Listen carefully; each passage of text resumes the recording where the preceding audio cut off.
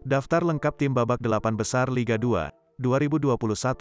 Ini penjelasan terbaru jadwal dan venue pertandingan-pertandingan terakhir Grup D antara Persewar vs PSBS menutup seluruh pertandingan babak kualifikasi Grup Liga 2 Indonesia 2021. Sebanyak 8 tim telah memastikan tempat di babak 8 besar Liga 2 Indonesia. Babak 8 besar terbagi menjadi 2 grup. Grup X dihuni Sriwijaya FC, Persis Solo, Rans Cilegon, dan Persiba Balikpapan. Grup Y dihuni Martapura Dewa United, PSMS Medan, PSIM Yogyakarta, dan Sulut United.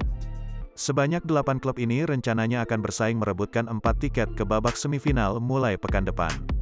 PSSI dan PT Liga Indonesia baru selaku operator kompetisi memang belum menentukan jadwal babak 8 besar.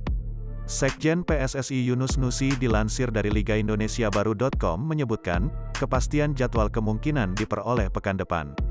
Pulau Jawa masih menjadi lokasi prioritas sebagai venue utama pertandingan. Hanya saja tidak akan ada tim dari Pulau Jawa yang dijadikan tuan rumah. Babak 8 besar akan digelar di tempat netral. Soal jadwal, operator Liga dan PSSI masih akan berkoordinasi dengan pemerintah. Apalagi akhir tahun ini ditetapkan PPKM level 3.